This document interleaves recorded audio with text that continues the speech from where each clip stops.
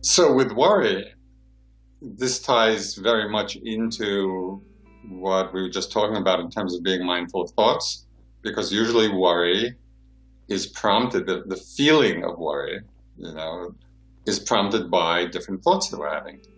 Mostly it's thoughts about future, but maybe it's involved with thoughts of past or even present.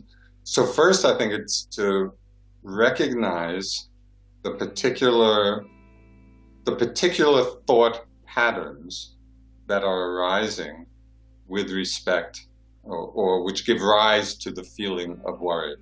So actually somebody on a retreat some time ago, and this was in a book, and maybe, have you seen the book 10% Happier? Dan Harris. Yeah. So he asked this question, and he tells this story in the book. He said, well, isn't it helpful? At the end of the retreat, I'm going to be going to the airport, and what happens if I miss my plane? And isn't this something I should be worried about?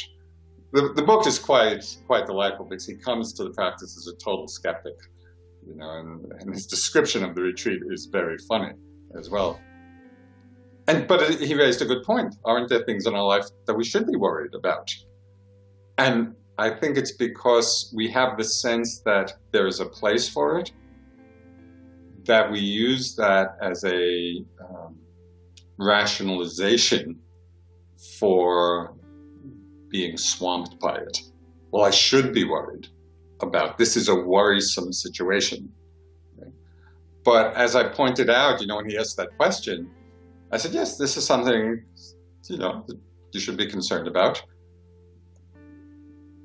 And you plan for it.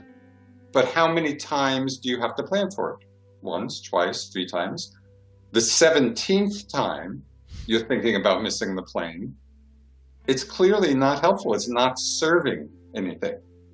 So one of the antidotes when we're caught up in worried thoughts, and especially if they're a pattern,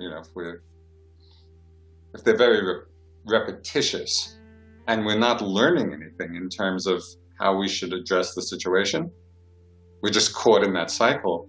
We could ask ourselves with these kind of thoughts, is this useful? Just that simple. Is this thought useful?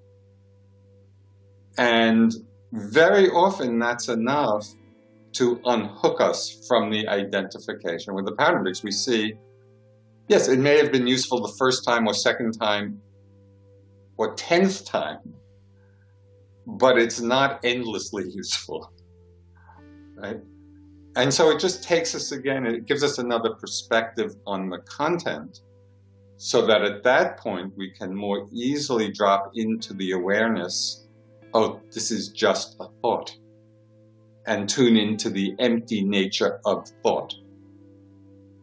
That it really, as a phenomenon, is very insubstantial, because we see in that moment that the content is no longer serving us. So I think that kind of mindfulness of that particular pattern is very helpful in terms of freeing us from simply being lost in that conditioning. And some people live their whole lives in a state of worry.